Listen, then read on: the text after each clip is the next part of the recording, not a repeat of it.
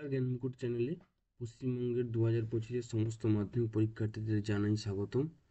তোমাদের অঙ্কের প্রস্তুতিকে আরও মজবুত করে দেওয়ার জন্য তুমি বাংলার জ্ঞানমুকুট নিয়ে চলে এসেছি প্রত্যেকটি অঙ্কের চ্যাপ্টারের ডিটেল সলিউশন। এটা তারই একটি ক্লাস। আজকে আলোচনা করব আমরা গোলক। এখানে আমরা প্রথমে বেসিক জিনিস জানবো, তারপর কিছু কোশ্চেন সলভ করবো। এটাকে দুটো পার্টে ডিভাইড করেছি। আজকে আমরা গোলকের নিয়ে আলোচনা করব, পরের দিন আমরা অর্ধগোলক নিয়ে আলোচনা করব। তাই একদম ডিটেলসে প্রথমটা বুঝে নাও। ধরো এটা একটা গ্লোব। গোলক কীরকম দেখতে? পুরো সার্কেলেরই মতো। যেমন ধরো তোমরা ফুটবল দেখেছো, বল দেখেছো, আমাদের গ্লোব যেটাকে বলে সেটা দেখেছো, পুরো সেম সেই শেপের মতো দেখতে। এটাকে গোলক বলা হয়। এর কী কী থাকে প্রথমে দেখে নেব।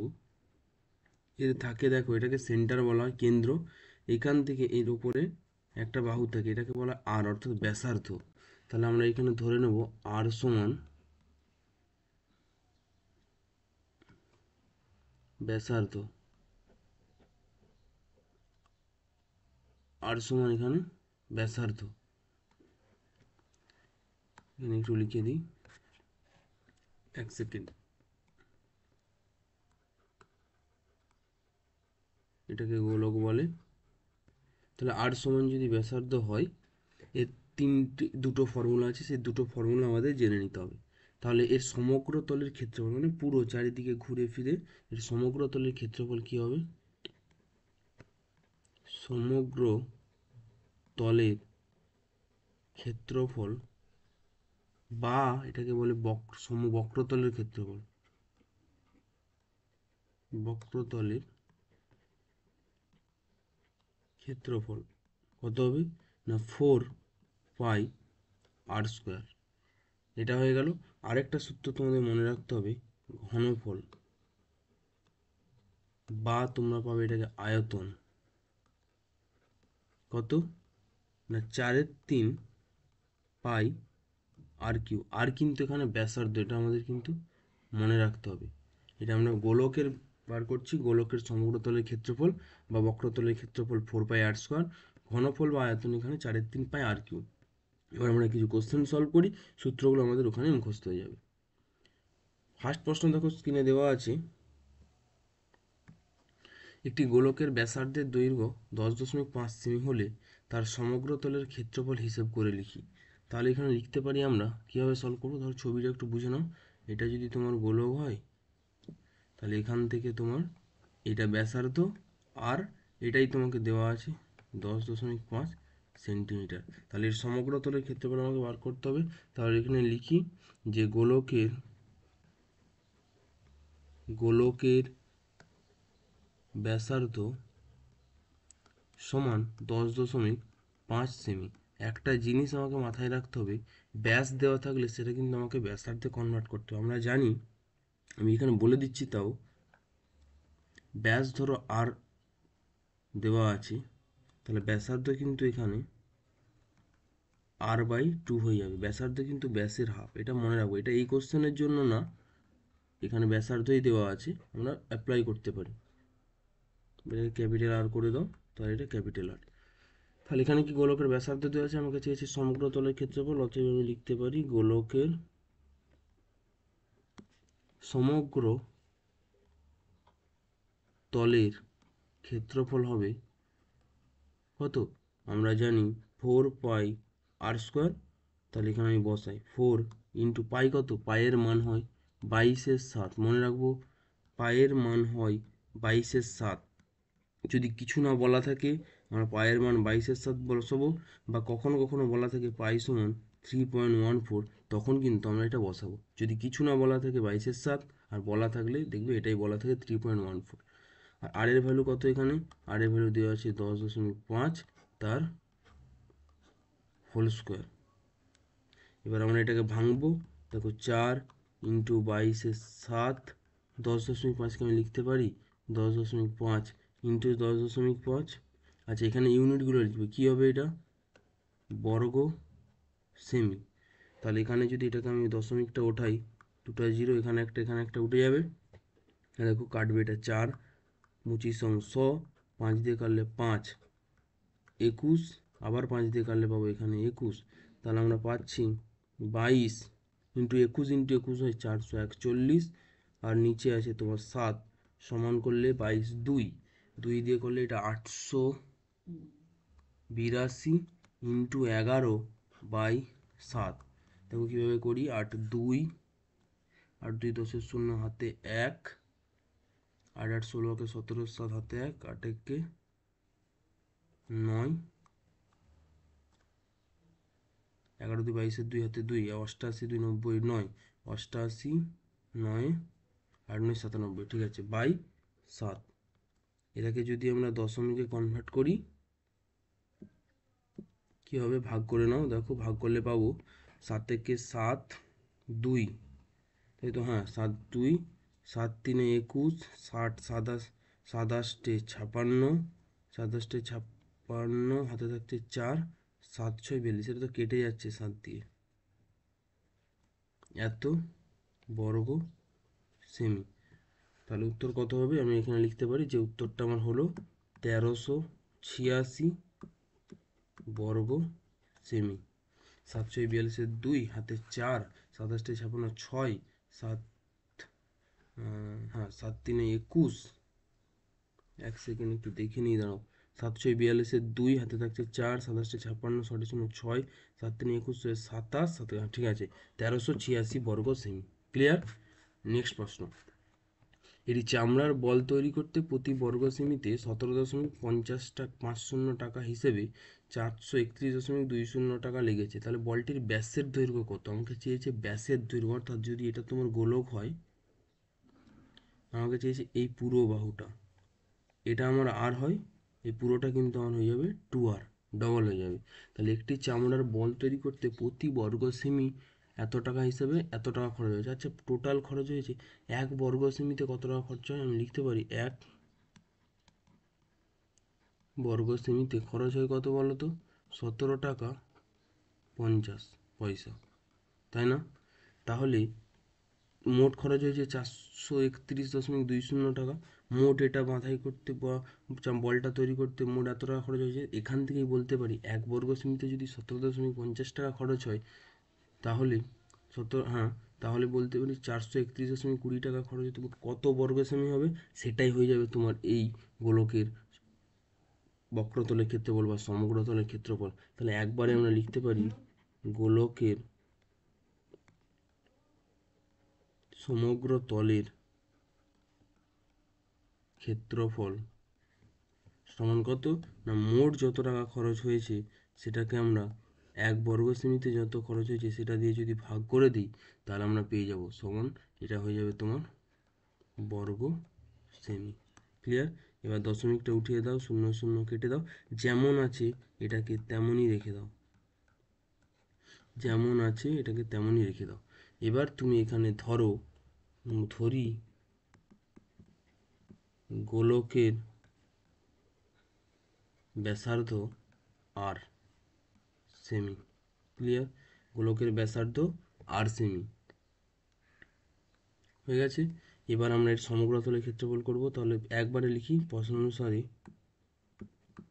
প্রশ্নানুসারে আর লেখার দরকার নেই, যে সমগ্রতলের ক্ষেত্রফল কত হবে আমরা জানি 4πr² সমানই, ধরো এটাই তো ক্ষেত্রফল, তাই এর সাথে আমি ইকুয়াল করে দেবো, হয়ে গেল। এবার এটাকে তুমি সমাধান করবে, r² সমান কত হবে, 4 3 1 2 বাই 175, তাহলে 4টা এখানে চলে আসবে, এটা হয় 22/7, তাহলে 7 উপরে চলে যাবে, নিচে চলে আসবে 22। এটাকে যদি তোমরা সমাধান করো, কাটাকুটি করলে তোমরা পাবে 49/25। তাহলে এখান থেকে বলতে পারি আর সমান হবে রুট ওভার অফ 49/25 সমান 7/5। এটা আমার কি বেরিয়েছে, 7/5টা, এটা আমার বেরিয়েছে ব্যাসার্ধ। আমাকে চেয়েছে ব্যাস কত, অতএব লিখতে পারি, এখানে গোলক লিখেছি, তোমরা ওগুলোকে বল লিখে দেবে, বল দেওয়া ছিল, তাহলে এখানে বলটির, তাহলে অতএব বলটির ব্যাস কত হবে না 2 ইন্টু ব্যাসার্ধ, তাহলে 7/5, 14/5, তাহলে সমান হয়ে যাবে 14/5 সমান 5 2 10, 8 সেমি। ঠিক আছে, বোঝা গেছে? ক্লিয়ার? চলো নেক্সট কোশ্চেন। স্কুলে শর্টপাট খেলার জন্য যে বলটি ব্যবহার করা হয় তার ব্যাসের দৈর্ঘ্য 7 সেমি, বলটিতে কত ঘন সেমি লোহা আছে হিসেব করে দেখি। এটা যদি তোমার সেই বলটা হয় তাহলে এর ব্যাস বলে দিয়েছে, মানে এখান থেকে পুরোটা বলে দিয়েছে 7, তাহলে এটা কত হবে? নিশ্চয়ই 7-এর 2 হবে, হাফ। ব্যাস যদি, মানে এখানে লিখে দিচ্ছি আমি বোঝার জন্য, ব্যাস দেওয়া আছে 7, আমার তো লাগবে ব্যাসার্ধ, তাহলে ব্যাসার্ধ কত হবে? 7-এর 2। এবার এখানে করো, বলটির ঘন সেমি মানে আয়তন চেয়েছে, তাহলে আয়তন আমি লিখছি না, আর তোমরা লিখে নেবে যে আয়তন কত হবে। আয়তন হবে আমরা জানি 4/3, শুধু ফর্মুলার খেলা, 4/3 পাই আর কিউ। তাহলে এখানে ভ্যালু বসাও, 4/3 পাই কত? পায়ের মান 22/7, পায়ের মান 22/7, আর কিউ মানে কত? 7/2 তার হোল কিউব। তাহলে এখান থেকে আমি লিখতে পারি, ভেঙে দাও একদম, 4/3 পায়ের ভ্যালু 22/7, এটা মানে 7 × 7 × 7 আমি লিখতে পারি, কিউব মানে 2 × 2 × 2 করলাম, এই 7 কেটে দিলাম, এখানে 4 এখানে 4 কেটে দিলাম, কি পড়ে থাকছে? আচ্ছা 2 দিয়ে আবার আমার এটা কেটে যাবে, তাহলে পড়ে থাকছে 49 × 11/3 সমান বলতে পারি 9, 13 3 হাতে 1, 4 একে 5, 539/3 সমান হয়ে যাবে, এটাকে পয়েন্টে করে নেবে, কত হবে? 3 1 3 2 23, 3 7 21, 3 6 18, 19 10, 3 3 3 9, 10 3 3 9, এইভাবে এটা চলতে থাকবে। কত হবে? ঘন সেমি। শুধু ফর্মুলা, জাস্ট এই ফর্মুলাটা আমরা মনে রাখবো, কোশ্চেনটা সলভ হয়ে যাবে। চলো নেক্সট কোশ্চেন, 4 নম্বর প্রশ্ন। 28 সেমি দৈর্ঘ্যের ব্যাস বিশিষ্ট একটি নিরেট গোলক জলে সম্পূর্ণভাবে নিমজ্জিত করলে যে পরিমাণ জল অপসারিত হবে তা নির্ণয় করি। যে পরিমাণ জল, ধরো এখানটায় জল আছে, এখানটায় জল আছে, এখানে গোলকটা যদি পর দেওয়া হয় জল ভর্তি, ধরো তাহলে কিছুটা জল উপচে পড়বে, এই যেই জলটা উপচে তোমার পড়বে, এই জলটা যত পরিমাণ, ধরো লিটারে হলো, তাহলে বা ঘন সেন্টিমিটার যা হবে সেটাই হয়ে যাবে তোমার এই গোলকের আয়তন। তাহলে এখানে কি ব্যাস দেওয়া আছে, দৈর্ঘ্যের ব্যাস, তাহলে লিখতে পারি ব্যাসার্ধ কত হবে?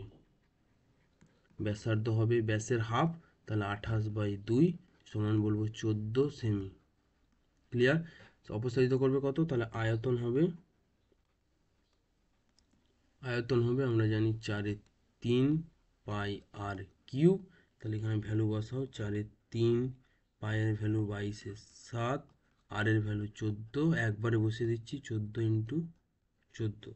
এবার এটা কেটে দাও, 7 2 14, আর কাটবে না, 14 14 196, এইটাকে পুরোটাকে গুণ করবে, এটাকে পুরোটাকে গুণ করবে তোমরা, ক্লাসটা যাতে না লেন্দি হয় আমি তাই এটাকে ক্যালকুলেটরে গুণ করে নিচ্ছি, তোমরা এগুলোকে গুণ করে নেবে। 14, এর উপরেরটাকে পুরোটাকে গুণ করলে আমরা পাবো 34,496 হোল ডিভাইড বাই 3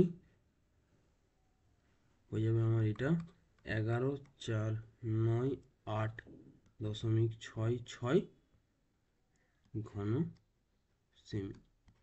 ক্লিয়ার? বোঝা গেছে? আমার ব্যাস দেওয়া ছিল, সেটাকে আমি ব্যাসার্ধ করলাম, আয়তন বার করলাম, এটাই চেয়েছে কতটা জল অপসারিত করবে, মানে এই গোলকটার আয়তন যেটা হবে সেই তত পরিমাণে জল এখানে বেরিয়ে যাবে। চলো নেক্সট প্রশ্ন, 5 নম্বর এবং আজকের এটা শেষ প্রশ্ন। কোনো গোলাকার গ্যাস বেলুন ফোলাবার সময় তার ব্যাসার্ধের দৈর্ঘ্য 7 সেমি থেকে 21 সেমি হলে বেলুনটির পূর্বের ও পরের সমগ্র তলের ক্ষেত্রফলের অনুপাত করো। ধরো এটা একটা বেলুন ফোলানো ছিল, যখন ছিল খালি অবস্থায় তখন এর ব্যাসার্ধ ছিল 7, এবার বেলুনটাকে ফোলানো হয়েছে তখন এর ব্যাসার্ধ হয়ে গেছে এরকম, মানে এখান থেকে এটা হয়ে এখানে চলে আসছে, তাহলে এটা কত তখন বলেছে ব্যাসার্ধ, না তখন এটা 21 সেন্টিমিটার হয়ে গেছে। তাহলে এই দুটোর প্রথমে এই যে এর ক্ষেত্রফল কত আর এই পুরোটার ক্ষেত্রফল কত সেটা তোমাকে চেয়েছে, তাদের অনুপাতটা তোমাকে চেয়েছে।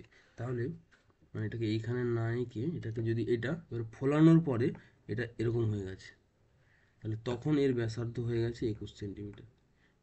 এর যে সমগ্র তলের ক্ষেত্রফল, এর সমগ্র তলের ক্ষেত্রফলের অনুপাত তোমাকে চেয়েছে, তাহলে লিখতে পারি 7 সেমি ব্যাস বিশিষ্ট বা পূর্বের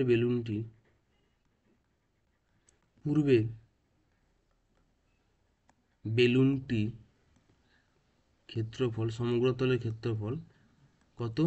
আমরা জানি 4, একবারে বসাচ্ছি 22/7 পাই আর স্কোয়ার কত এখানে 7 স্কোয়ার। তাহলে এখান থেকে আমরা বলতে পারি, এটাকে কিচ্ছু করার দরকার নেই, কিচ্ছু করবে না, যেহেতু অনুপাত চেয়েছে তাহলে 4 পাই আর স্কোয়ারের ভ্যালু শুধু বসিয়ে রেখে দাও, হয়ে গেছে। আর বর্তমানে পরে পরে বেলুনটির ক্ষেত্রফল কত সমগ্র তলের? না 4 পাই, এখানে 21 স্কোয়ার। অনুপাত চেয়েছে, তাহলে অনুপাত কী হবে? পূর্বে ও পরের অনুপাত, পূর্বের ও পরের অনুপাত কত হবে দেখো, 4 পাই 7 স্কোয়ার ইস্টু 4 পাই 21 স্কোয়ার। অনুপাত তো, তাহলে 4 পাই কেটে যাবে, পড়ে থাকবে 49/441। এটা কাটাকুটি করলে পাবো 1:9। আমরা পেয়ে গেলাম অনুপাত এই। এই ছিল তোমাদের আজকের গোলকের একদম বেসিক কনসেপ্ট ক্লিয়ার করে আমরা 5টা কোশ্চেন সলভ করলাম। প্রত্যেকটা প্রশ্ন কিন্তু গুরুত্বপূর্ণ, ভালো করে দেখবে। এরপরে আমরা অর্ধগোলক আরও ডিটেলসে কিছু কোশ্চেন নিয়ে আসবো। তাই ক্লাসটি যদি তোমাদের ভালো লেগে থাকে অবশ্যই কিন্তু ভিডিওতে একটি লাইক করে দেবে। চ্যানেল নতুন হয়ে থাকলে অবশ্যই চ্যানেলটি সাবস্ক্রাইব করে বেল আইকন প্রেস করে অল নোটিফিকেশন অন করে রাখবে, যাতে ভিডিও আপলোডের সাথে সাথে তোমাদের কাছে নোটিফিকেশন পৌঁছে যায়। Thank you.